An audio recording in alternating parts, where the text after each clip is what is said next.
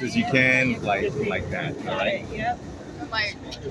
It's going to be a little challenging with Speakers are neighborhood people and residents. Yeah. All the people. There's no outsiders. There's no nothing.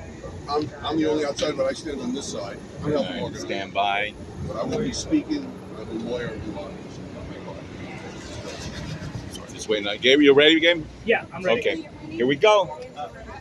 Faster, right in here would be great. Do you mind holding ABCs for a while too? It's kind of what we do out in the field. Yeah. All righty. Anytime. I'm blocking. All right. This sign has got to go in the back. I'm sorry. The back, the signs are It's all right. Right now we're in a tight shot of her. Let's just talk. I'm Diane DeStazio. Firstly, I just want you all to know that my office is just around the corner from here. My daughter Rochelle danced up the street at Lincoln Center with ABT when she was just 17 years old. So when it comes to the health and safety of our community, it's not only a practical matter for me, it's personal. And I will not be a bystander while the mayor's office and his proxies on the city council seek to turn the places where we work, where our children play, and where we walk our dogs into a warehouse for violent offenders and the mentally ill. It is reprehensible that Project Renewal and the Hudson properties, in the midst of an affordable housing crisis during the worst public safety epidemic our city has experienced since the 1990s, can look at 537 West 59th Street and see only an opportunity to exasperate both. Women and children seeking refuge from broken homes, job layoffs, and recovery from addiction deserve a roof over their head. They deserve comfort. They deserve safety. But despite their repeated promises of security, Project Renewal has an abysmal track record when it comes to keeping even their own residents free from harm. On December 16th of last year, Victoria Good was found stabbed to death by her own roommate at Project Renewal's all-women's facility on East 45th Street. December 16th, 1 week before Christmas. If they can't keep people safe, then Project Renewal should have relocated this facility away from school districts, away from neighborhood hubs like Ederle Playground, and closer to zones where it will be easier for law enforcement to respond in the event of an emergency. 537 should have been developed as affordable housing. It should have been developed to better serve the community around it, the parents, teachers, students, and folks struggling to get by. Instead, this property will now become a focal point for violent crime, substance abuse, and greed. Nearly $500 million of taxpayer money will be spent by Project Renewal and Hudson Properties over the next 36 years. That's $14 million per year that these two callous and irresponsible organizations will be receiving from us, the community, to make our neighborhoods more unsafe. If I sound pissed off, it's because I am. That's why I'm here. That's why we're all here. That's why I'm standing up and speaking out.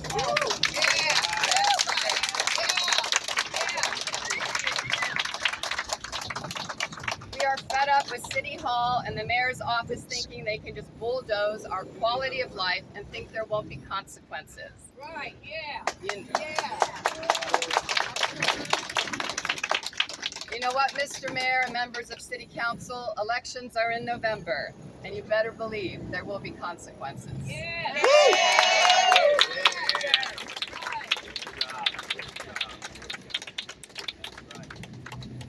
Thank you, Diane. So good. Rachel. Hello, everyone. My name is Rachel. I'm here as a mother and as a physician. Although I am so glad to see everyone here today, I am so sorry for the reason that we've been brought together, which is greed. And let me tell you what that greed looks like and sounds like, because you can hear it. It looks like $500 million for Project Renewal to push their dangerous agenda. Project Renewal wants to paint anyone who opposes their agenda as lacking compassion for the homeless and the drug addicted. I saw these flyers sitting here all over. They're not fooling us, and they're not listening.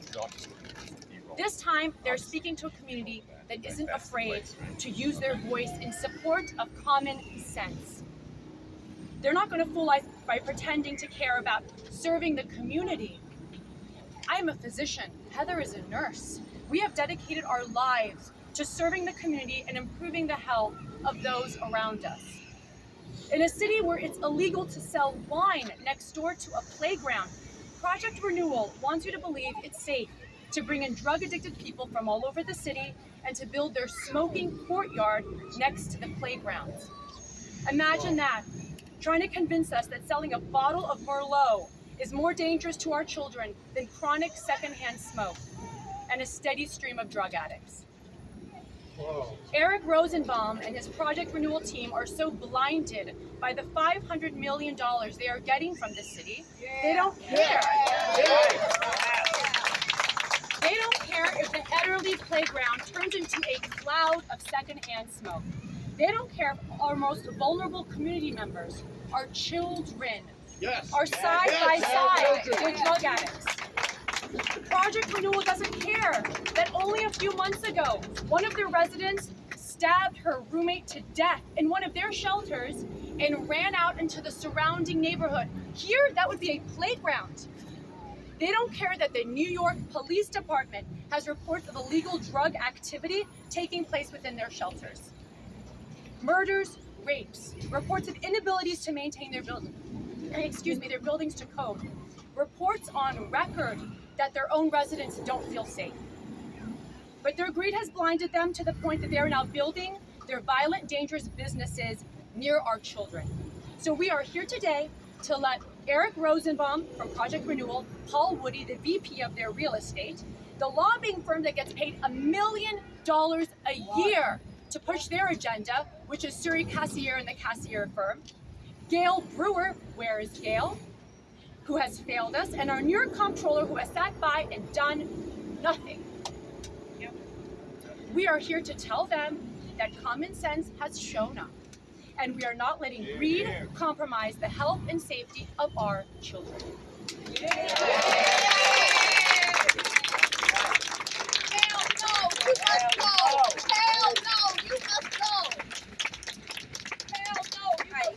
My name is Heather Grover. I'm here as a concerned citizen, but first and foremost, as a concerned parent.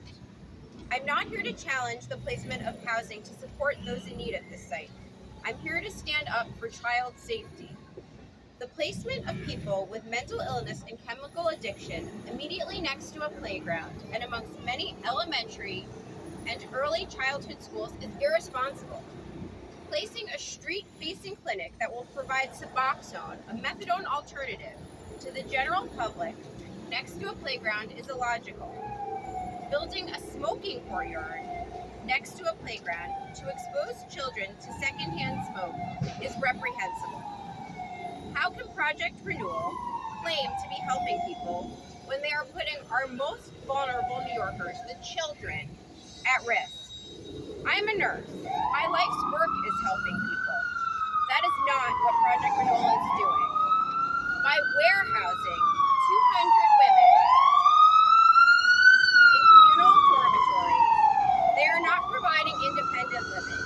They are perpetuating the cycle of homelessness, an industry which Project Renewal, the Hudson companies, and their contractors is exploiting for profit. This is a $500 million deal with the city, cynically cloaked as an altruistic endeavor.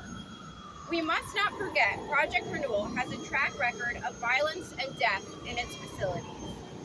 As everyone before me stated, recently a woman at Project Renewal's women's shelter on East 45th Street murdered her roommate, and Project Renewal security failed to stop the attacker from leaving the property and fleeing into the surrounding neighborhood. At this location where we stand, the surrounding neighborhood is a playground and schools. Who will protect our children then? A truly helpful project could be forged by partnership with the neighborhood to provide supportive housing and job training, not by backdoor deals with politicians siphoning massive tax dollars to warehouse people and perpetuate homelessness and drug addiction. We demand the city revoke this contract and protect our children.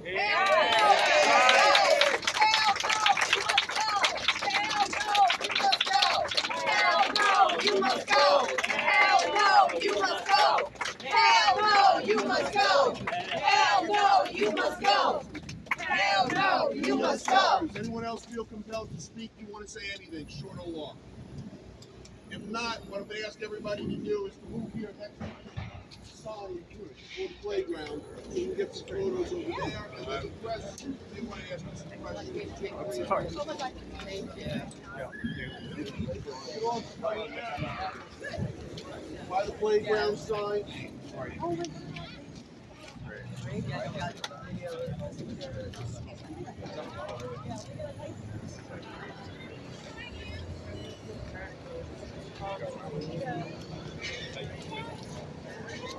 Oh, just kidding.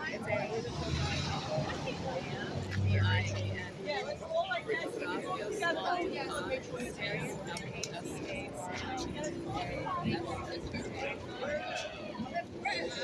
This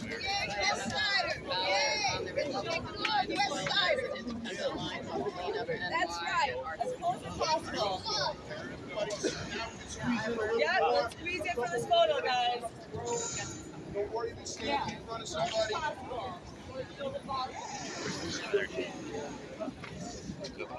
Guys, let's get everyone. Yeah, let's get it tight.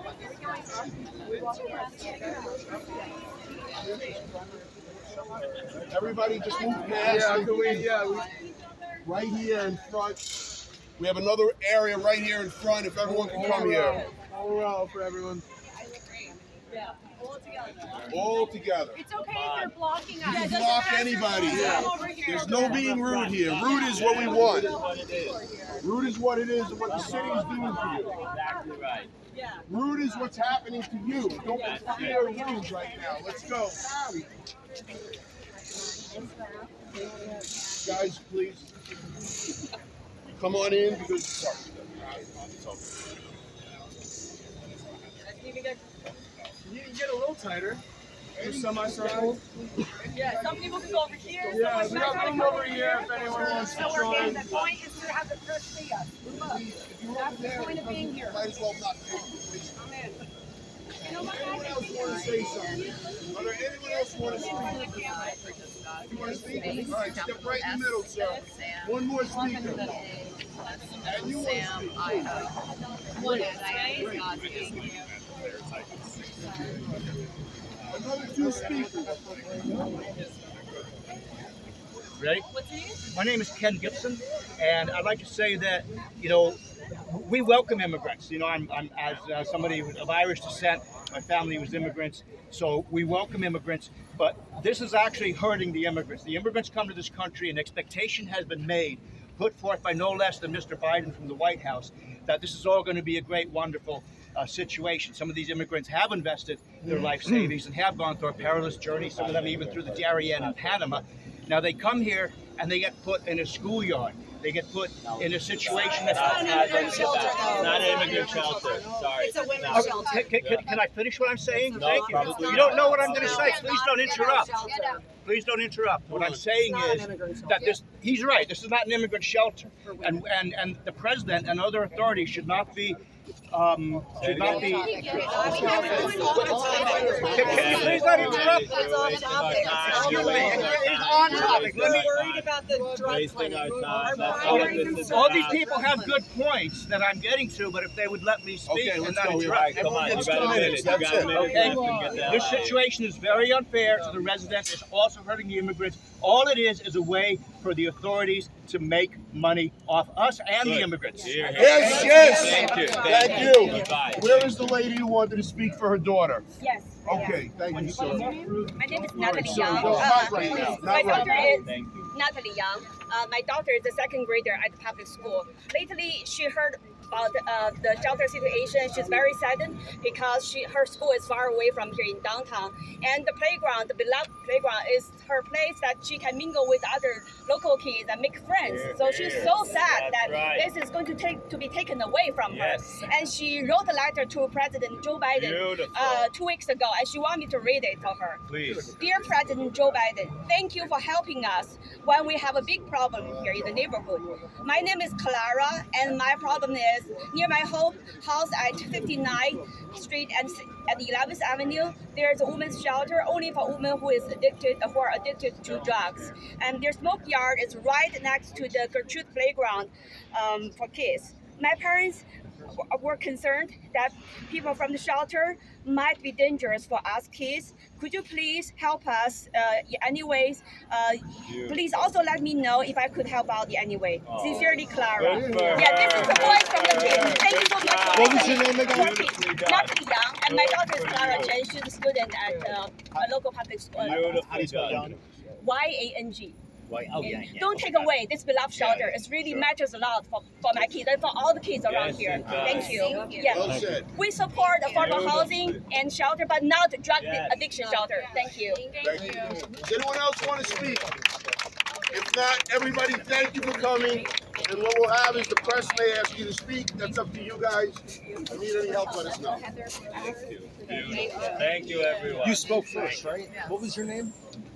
Diane, D-I-A-N-E, Distasio, small d-I, space, capital S as in Sam, A, S as in Sam, I-O.